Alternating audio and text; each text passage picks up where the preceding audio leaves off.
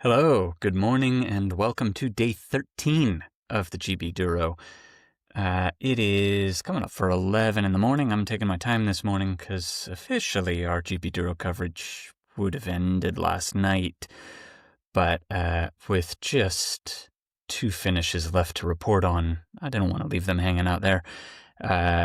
As some of you will have noticed by now, Jo rolled in not long after 9 o'clock last night. Got an absolutely fantastic welcome for not only her finish, but her birthday, which happened to coincide. At this point, we've now just got Roman out on course. From this point, it looked like it was taking riders between 10 and 12, maybe 14 hours to finish. That's the ones that didn't stop for a sleep in the middle. We don't know for certain that Roman won't stop for a sleep, particularly since that Lahori bit is going to slow him down a fair old bit. But he's close enough to the finish that I would guess he's probably going to push through, and we'll see him conclude the GBDURO sometime tonight after sunset. So 10 p.m., midnight, maybe earlier, maybe later. We'll keep an eye, and I'll do a short little update when that happens, probably in writing. Quick little recap of some of the stuff we saw yesterday. This is a sad one from Ross Phoenix. Obviously has had to depart the finish at this point and make the drive back. You may remember that Ross is the host of the night before party right there at Land's End. So he's probably got the longest journey that anyone could possibly have to get home after the GBDURO. And I know we've spoken a bit about accessibility throughout. This is unfortunately one of those things that you just can't really fix in terms of accessibility for an event like the GBDURO. It wouldn't have the same, it wouldn't be the same thing if it didn't start and end at those 2 corners of the country, or Cape Wrath as it was. But Cape Wrath isn't any easier to get home from. One way or the other is going to be a real pain to either get to the start or get home from the finish. So, thinking of Ross, that's probably not just a one-day drive. So we'll probably see some update when he actually gets home. Really grateful to have Michael Drummond at the finish throughout a lot of yesterday.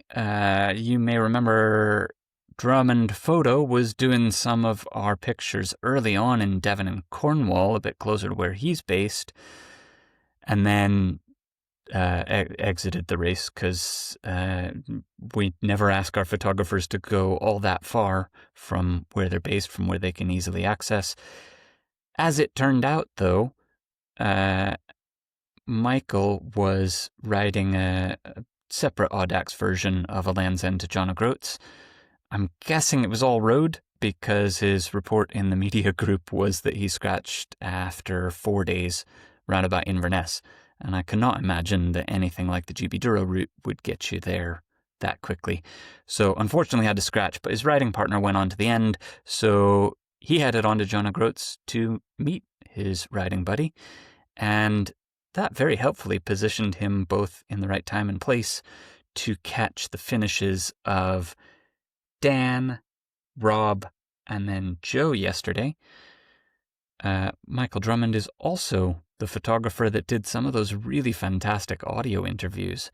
So if I can successfully cut them into this, then you don't need me to interview any guests today because Drummond did it better, on location and much more immediate. I'll signpost the spot where I'm going to put that in if it fits. He also got some incredible photos here of Jo's finish. As we said, it was her birthday. Chris, one of the other photographers who's a bit more local and also part of the organizer team for the Racing Collective for some of the events, if not specifically this one, had picked up that bit of information and said, I better get to the finish and make sure there's some kind of a celebration. So where everybody else at least got a beer, Jo got some fizz to pop, and they bought a cake. So there's a cake with some candles and just the face of absolute joy with that finish. There's our cake a bit closer, and here's, that's Rob helping to welcome Joe in. Looks like she got an option and maybe chose to drink the beer, shake the fizz, eat the cake. I'd say that's the way to finish the GBDURO. Jo herself gave us some really fantastic media yesterday. This was the start of her day around about Rose Hall. In fact, I think that might actually be in front of the pub. Just saying, here it is, let's get it done. And this is where we clocked that it was her birthday. Some lovely dot watchers went out and left her a message. Looks like the Kraskin maybe provided breakfast. And here's some of those rough crossings. Says 10K of this. And here's a photo of a bog with no discernible path. Bog on bog on bog. But actually it was fine because I knew today would be my last day cycling. Whatever happened, I was pushing for the end. And getting these kind of views of Loch Hourey is probably worth it all. 220K final day. Other than the hike-a-bike, the gravel was mostly smooth and fast. 100K to go to John O Groats. Next photo is 90K. Guess you can see where this is going. Next photo is 80K. 70, we're into the bird preserve, I think. 60, still in the preserve, still gravel. 50, we've got some sheep on the road. 40, we're back onto tarmac. She's counting it down. 30, she then says, at this point I was thinking I should have taken a photo every 10K from the beginning, but I'm not going to go back and do that. 20K. So I think maybe that's a challenge to next year's riders. 10K photo. Would love to see if anyone next year, she says thank you to everyone who supported along this journey, friends, family, other riders, and so on. And what an amazing ending. Thank you to everyone who put this together. That's a reference to the champagne and the cake there at the end. Coming back to our map. Either there's going to be an awkward little pause here where I say I'm going to cut to some interviews, or there's going to be some interviews here. They are in order. I think Dan's finish, Dan's pal, who is mentioned and his presence is explained in his finish interview, immediately follows. Then Rob's finish, which was more mid-afternoon. Then Joe's finish. So if I can successfully plug those in there and work out how all that works, then that's what's going to appear next. So here we are at John O Groats. We've got Daniel, cat number 9, just rolled in. How does it feel to have completed GBDURO, mate? And greet with a beer by a Rupert here. Oh, that's the best bit, getting the beer by Rup. So it's all I've been waiting for. Yeah, pretty shattered now, but the goal was to finish. So yeah, I'm chuffed that I made it in that time as well. Excellent. And I mean, obviously been on the road since August 9th. Any major highlights, any low points? Like, what's the journey been like emotionally for you? I think the first few days were a bit of a struggle. The mechanical on day 1, I think a little bit of going off too hard with everyone at the beginning caught me on day 2. So I was feeling pretty awful at that point at the end of day 2. But so it wasn't really till Chester before I actually started to feel good. Mm-hmm. And then as soon as we hit kind of Northumberland, Scotland areas I'm used to cycling in, it just seemed to go much better. Nice. And is that because of the familiarity, just aware of the distances? I think so. I think a bit of familiarity of the area, but also I think I was just gotten over the kind of day 1 and 2 troubles and was feeling much better. Was able to do some bigger distances and stuff. So, nice. Yeah. And obviously, Rupert's here with a beer. I mean, have you guys crossed paths a fair bit over the course? I mean, what's it been like seeing riders on the route? So I haven't met Rupert on the course. No, we've he's been away for a long time, but it's been nice, I suppose, having that mechanical on day 1. I was kind of catching up with people all the way through, so I did get to see lots of riders all the way through, which was always nice, always good to catch up. Especially Rob yesterday, seeing him on his way in as well, so he'll be here shortly, no doubt. Yeah, absolutely. And you were saying to Rup as well as he handed you a beer, there was a Coast Guard tow coming the way in, so I think the car's just rolled up. Yeah. What's your background with the Coast Guard? So my job, I work full time for the Coast Guard, so I train the volunteer rescue teams in the northeast of England, so in Scottish Borders and Northumberland. Yeah. So I know the Coast Guard's up here because I used to work in Shetland and Orkney as well for the Coast Guard. So it's nice to get a bit of a reception. And Ewan here, who's the Coast Guard that's come down here, he's also into his cycling as well. So I'm sure he's been dot watching all the way through as well. Is now the time to convince him to join you on the next one? We'll give it a shot, yeah. We'll give it a shot. Nice one. Congratulations, dude. And big props. Super. Thank you. Thank you. I'll grab one. I don't envy you that, boy. Rough. Yeah. It's been a long couple of days. Yeah. It's not a couple of days, it's a few days, Exactly. So, that was a nice reception coming in. I did wonder if I would see you. Fiona tried to get you at Compton, I think it was. Did she? But she just missed you, so that was unfortunate. But yeah, I thought it'd be rude not to come up and give it a blast. So yeah, good stuff. So what do you think about one of your colleagues doing something as ridiculous as this? I'm not surprised, knowing Dan yet. So there's a few Ironman and all that, but I think this is taking it to the extreme, so yeah, kudos to him. Like big kudos. Absolutely. And are you convinced to do something similar? I mean, he mentioned you're into your cycling, but yeah, I'm in no way close to even dreaming about doing something like that. You're not rushing to get your mountain bike out of the back of the car, then, no? No. I'll stick to the watt bike in the garage in that pain cave rather than suffering and sleeping all over the place. yeah, like my home comforts. Fair play. Thanks very much, dude. Yeah, go for it. So, as you heard previously, we had a beer pass from Roop to Daniel here at John O Groats, and you finished at, was it last night? What time in the morning? Yeah, 10:30 last night.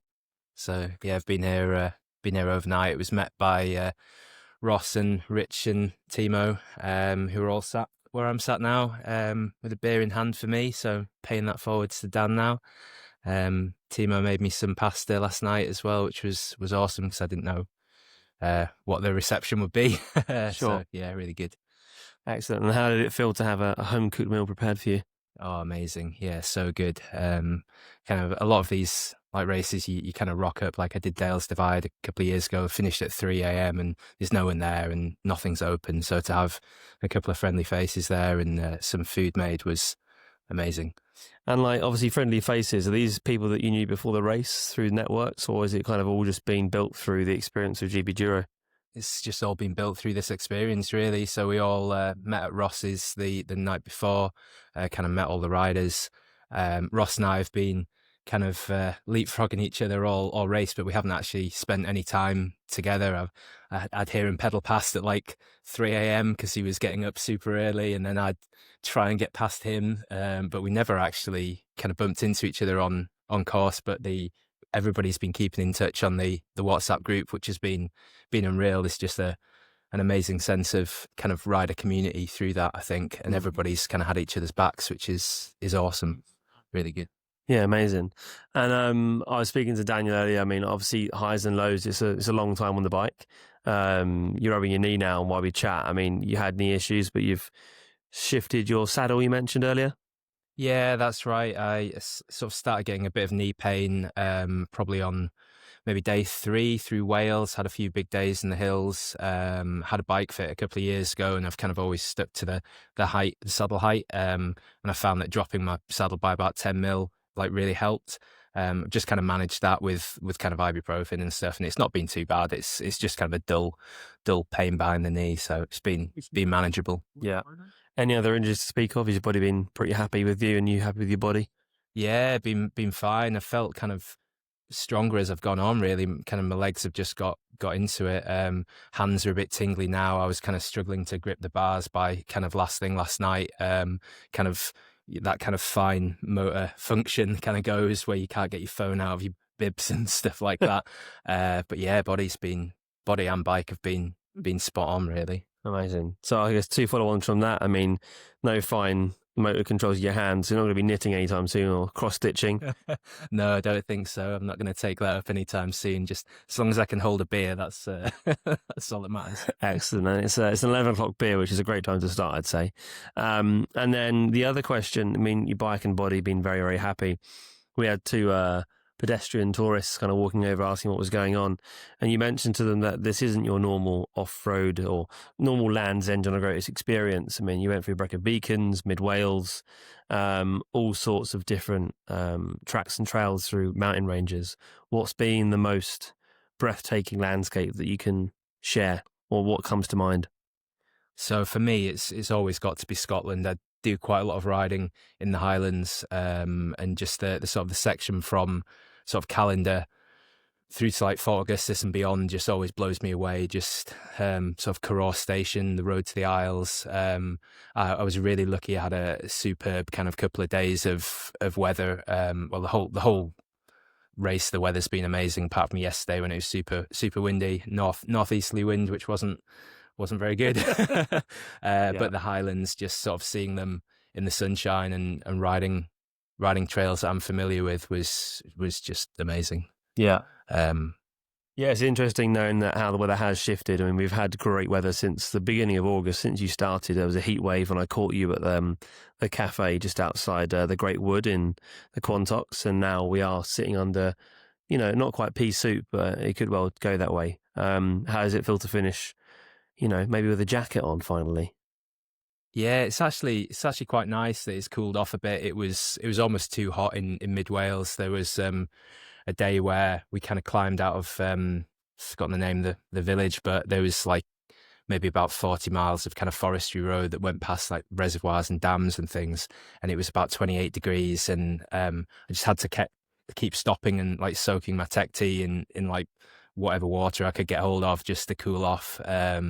So it was kind of borderline too hot for putting in that much kind of effort. So it's quite nice to finish in a bit of a cooler. Yeah, with it being a bit cooler and a bit of a breeze, but nice. Thanks a lot. And I think that wraps it up. I mean, what now? You've been on the road, you've been eating whatever kind of food. What's on the menu? What's the dream menu for you right now? Oh, just something fresh, some nice like Greek salad or like some wraps or something like that. So I've just been eating, I mean, you've seen the photos of what was in my frame bag, just kind of whatever you can get your hands on really, and you're just trying to stuff as many calories in as possible. So I think now I'm completely sick of eating that. So yeah, craving some fresh food now. Excellent. Well, here's the next salad, sir. Thanks very much. Cheers, man. Bang. Cheers, dude. Thank you. Can I just get your name and cap number, please?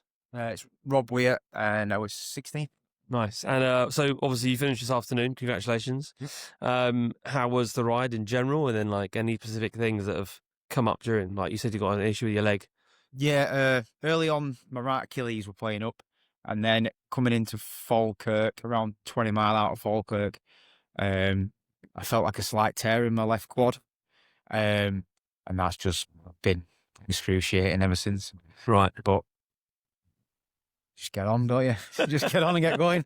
I can't help but feel that's a real interesting attitude. I mean, most people would give up on most muscle tears or strains, and you've just shrugged it off. Yeah. Was it because you are belligerent? Are you stubborn? Just stubborn. Just a stubborn person. Oh, well, I've got this far, I may as well carry on.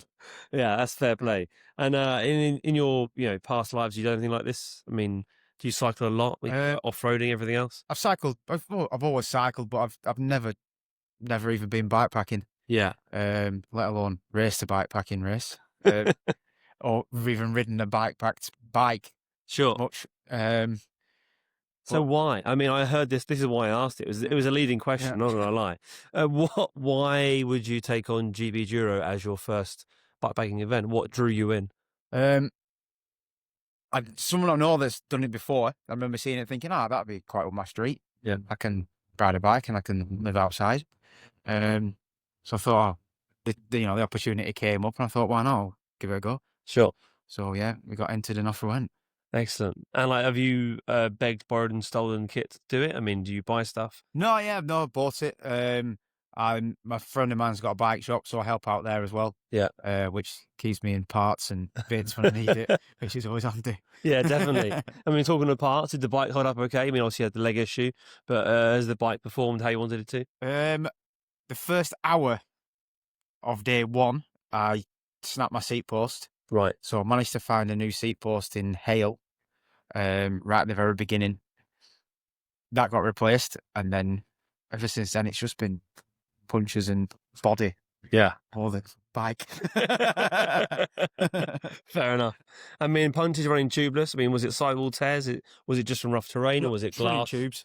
Yeah. For some reason, I cannot get those tyres to seat.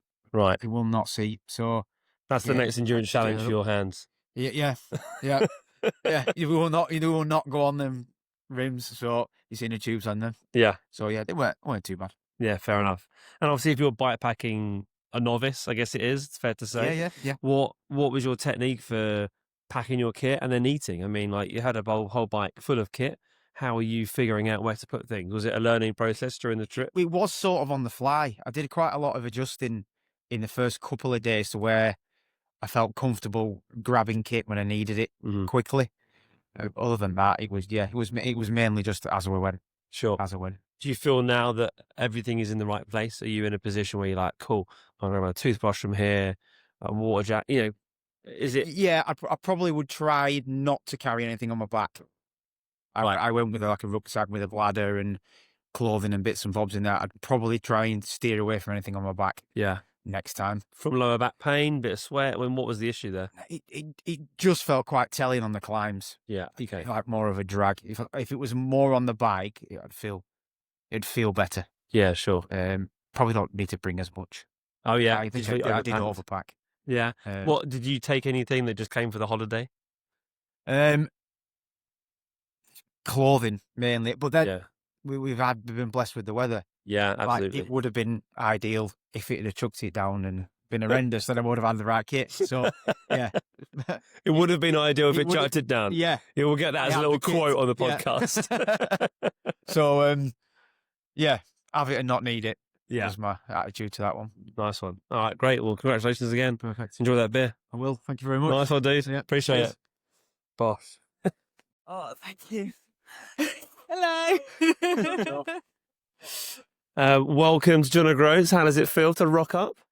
I can't quite believe it. I've just been staring at this for the last 12 days. I can't quite believe I made it. I mean, you've been fighting, obviously, like the heat and everything else, and it's funny, you've got your gloves on, and is this like the coldest day yet? But the warmest inside, like knowing it's complete?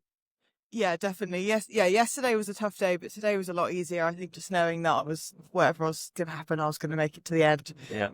Yeah, I've had all the layers on today. It's been the coldest day.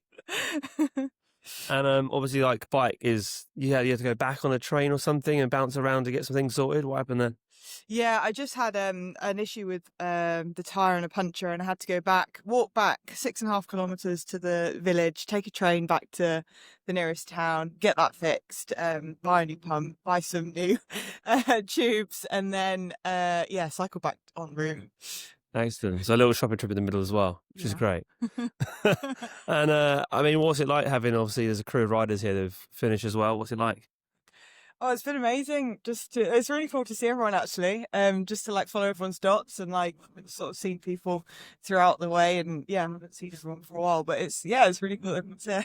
Excellent. And obviously, like, Jamie's finished, Gail's finished, Emma and everyone else. Have like any of those people inspired you to take part? Like, why are you here? Why did you turn up to the start line at GBDURO?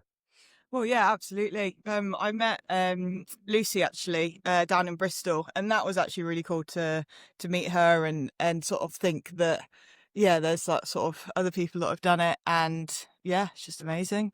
Yeah, amazing. Very inspiring. Yeah, and hopefully, I imagine you will inspire others to do it as well. So Yeah. congrats. Thank you. Thank you. Boom.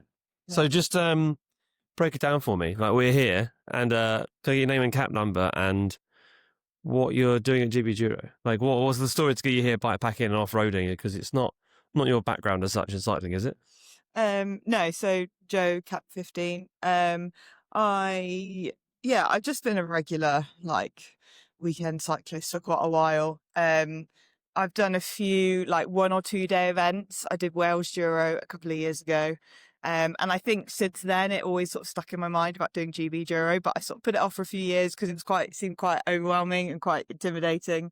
But things just worked out this year with having some time to give it a go. So I thought, why not just enter and see what could happen. And what did happen on the journey here? Like, you've had highs and lows, I imagine, but you've persevered and you've made it here. So what were the biggest hurdles you had to manage? I think there were a lot of times that I wanted to scratch. I had to talk myself off a ledge a lot. I had some issues with the bike. I'm not that confident with bikes, so that was a bit of a challenge. And the heat as well was really difficult. So pushing through that was quite a tough thing. And also just being out in the remote as well, sort of that worry of not knowing what's going to happen. And just kind of hoping for the best. So I think, I had to talk myself off a ledge quite a lot to get here, and I'm quite surprised I'm here, to be honest. I mean, what lessons have you learned on the way then? If you've talked yourself off a ledge various times, I mean, bike mechanics, like any issues with I don't know, finding sleeping spots. What's been the thing that you've been most glad to overcome? I think my strategy was to try and stay inside as much as possible, which I think worked for me in terms of having enough rest in order to get here in one piece. And I think actually one of the things I learned is actually the support of others and how important that is. Talking to my partner and talking to, other people in part of the race. I felt like that was so key to getting here. And actually, I think that was something that surprised me as to how important that is. I think that's the biggest thing I've learned is that you don't really do something like this on your own. There's always the people around you. Yeah. And then it's never a solo event. There's always people helping. Sounds beautiful, and a great way to finish it off because it's cold, you need food, and I'm going to stop talking as well. So thanks so much. Thank you. Cheers. Do a quick look at the weather. What are we seeing today? I don't even know what we're about to look at. What is Roman facing? That looks like a crosswind. Significant, but not something to ignore. How does it play out through the day? No major changes. Reset the timer.